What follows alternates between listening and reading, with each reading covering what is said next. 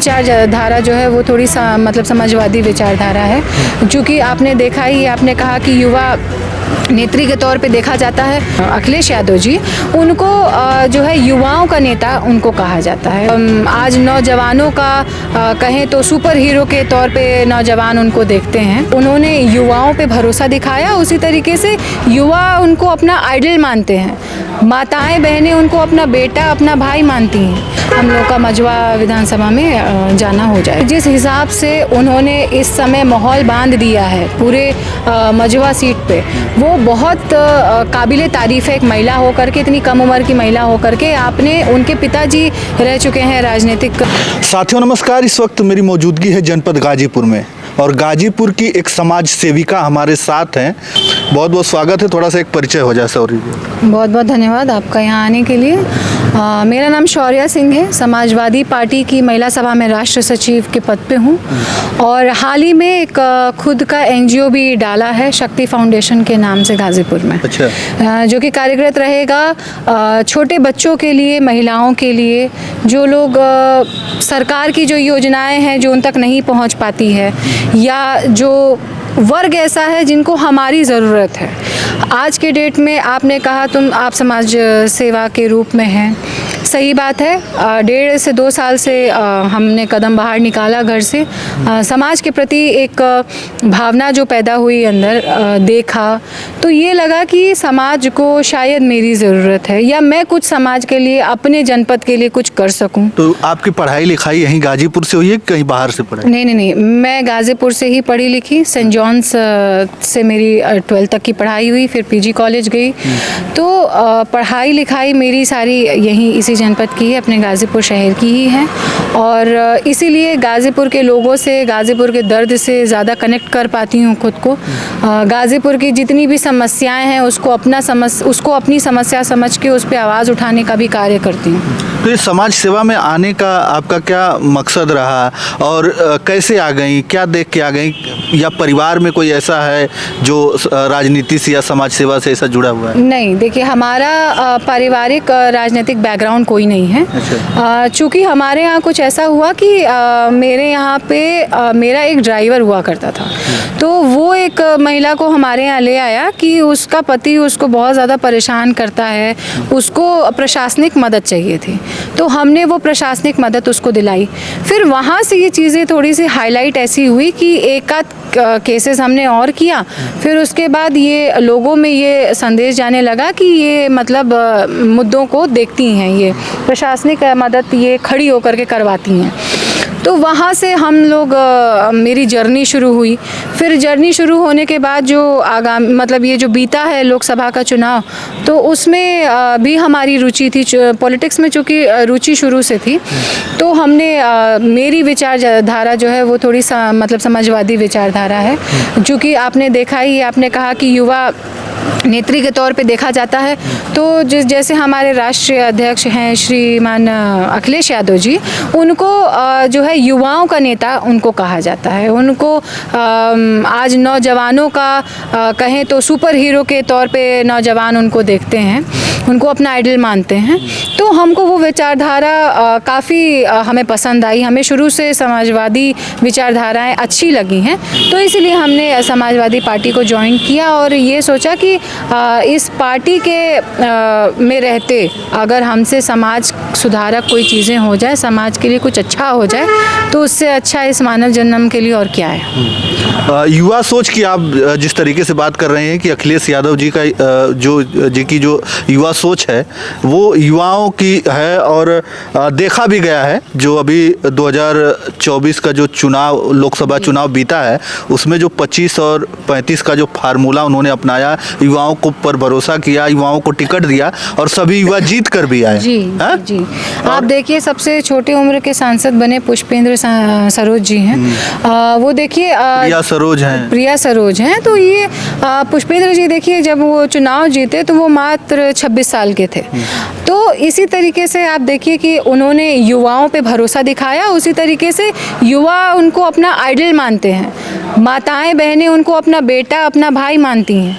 तो आखिर तो कुछ ऐसा विचारधाराएं कुछ ऐसी होंगी ना कि जो मतलब एक जॉनर को, एक लोगों को अपनी तरफ खींचती है, अपनी तरफ जोड़ती है। तो ये एक समाजवादी विचारधारा ही ये चीज़ कर सकती है। गाजीपुर की आप रहने वाली हैं और गाजीपुर कहा जाता है कि बड़ा मतलब ऐतिहासिक जगह है, शहीदी धरती से ये भी कहा जा रहा है। लेकिन एक सोच होती है, गांव से आप भी आते हैं तो एक सोच होती है कि नहीं, घर के लोगों की कि चाहे हमारी लड़की हो या लड़का हो पढ़ाई लिखाई करे, या तो वो नौकरी करने लगे सरकारी नौकरी, या तो फिर उसकी शादी विवाह करके, अगर लड़की है तो शादी विवाह करके जल्दी से उसको ससुराल विदा कर देना है और बस काम ख़त्म हो जाता है। तो आपके परिवार में कभी ऐसा सोच रहा है कि नहीं बिटिया को आप जो है ससुराल विदा कर दो, यहीं ख़त्म हो जाती है कहानी? नहीं जी, नहीं, ऐसा कुछ भी नहीं है। जबकि मेरी पढ़ाई लिखाई शिक्षा दीक्षा यहाँ होने के बाद मेरी शादी भी हुई, सब चीज़ हुआ बहुत अच्छा। लेकिन मेरे जो ग्रैंडफादर थे,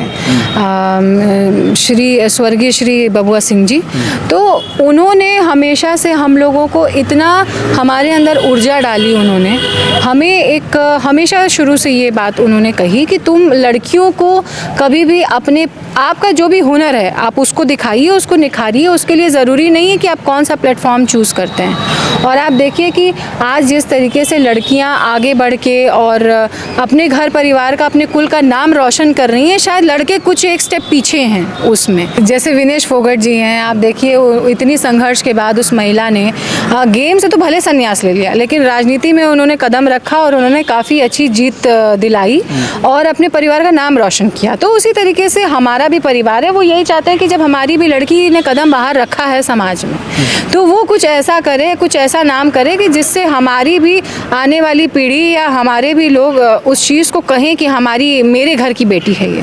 तो उसी सोच की तरह से हमारे घर परिवार ने भी हमारे लिए सोचा और उनको ये चीज़ पता है, उनको ये चीज़ दिखता है कि बहुत दृढ़ निश्चय है मेरे अंदर कि मैं कम से कम ये तो अपने ऊपर मुझे इतना भरोसा है कि अगर इस चीज़ को मैंने ठान लिया है तो वो मुझे करना है। आज जब मैंने ठान लिया है कि मुझे समाज में निकल के समाज की महिलाओं के लिए, बच्चों के लिए आवाज़ बनना है, उन लोगों के लिए कुछ करना है, तो वो तो मैं करके ही जाऊँ। परिवार से भी सपोर्ट मिला, यहाँ तक कि हमारी पार्टी समाजवादी पार्टी ने दोनों हाथ से मुझे स्वीकार किया, मेरा स्वागत किया। हमारे पार्टी के गाजीपुर जनपद के जिलाध्यक्ष हैं श्री गोपाल सिंह यादव जी, उन्होंने भी हमेशा सहयोग दिया। हमारे जितने विधायक गण हैं, हमारे जितने जो सांसद जी हैं, सबका सहयोग हमेशा रहा। यहाँ तक कि हमारी जनता ने मुझे बहुत स्नेह दिया, प्यार दिया कि जनपद की बेटी है।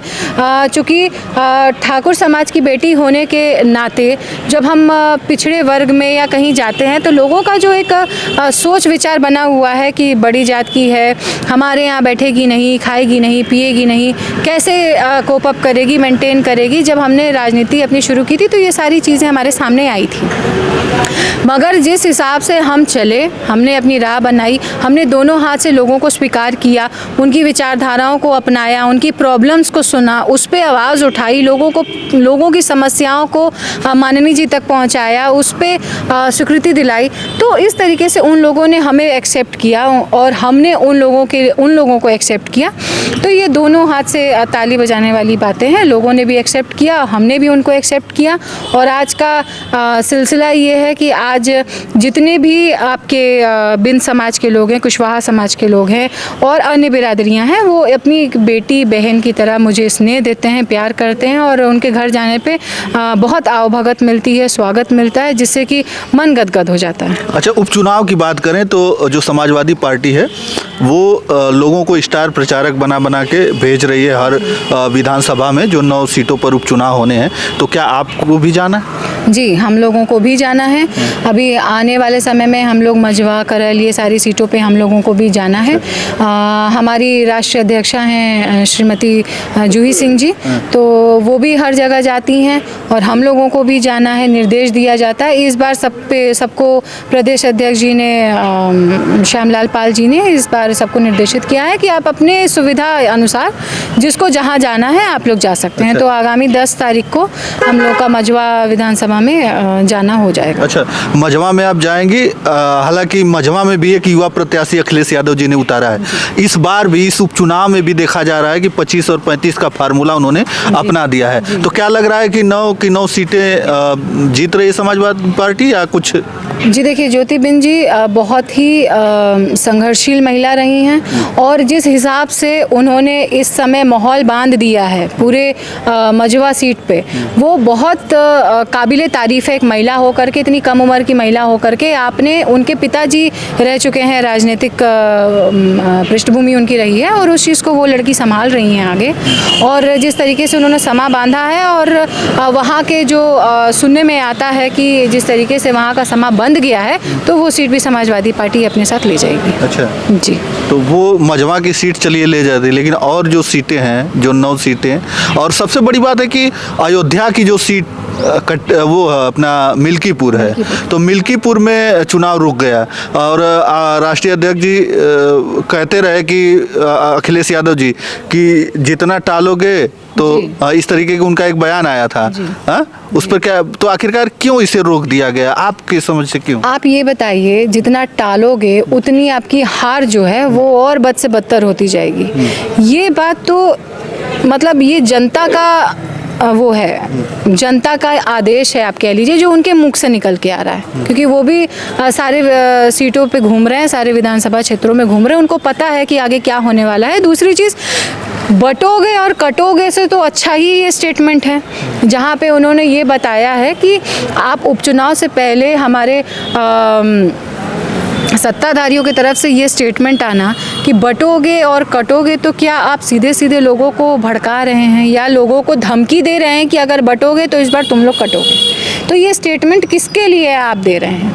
आपने तो एक जाति सूचक चिन्ह लगा दिया सबके ऊपर। आपने तो सीधे सीधे यादवों को, मुस्लिम भाइयों को, सबको आपने बांट दिया है। आपके लिए सिर्फ एक आपकी जाति है, वो है आपका सत्ता, वो है आपकी कुर्सी। आपको सिर्फ कुर्सी दिख रही है, उससे ज़्यादा तो आपको कुछ दिख नहीं रहा है। वहाँ पे अगर राष्ट्रीय अध्यक्ष जी ने ऐसा स्टेटमेंट दिया है कि आप जितना भी चुनाव को आगे बढ़ाएंगे, वो आपकी कमियों को छुपाने का काम करेगी नहीं, वो इनफैक्ट आपकी जितनी कमी है वो उसको और निखारेगी, वो उसको और ऊपर लेकर के आएगी। आखिर ऐसी कौन सी आपके ऊपर चुनौतियाँ थी कि आपने चुनाव के डेट को आपने आगे बढ़ाया?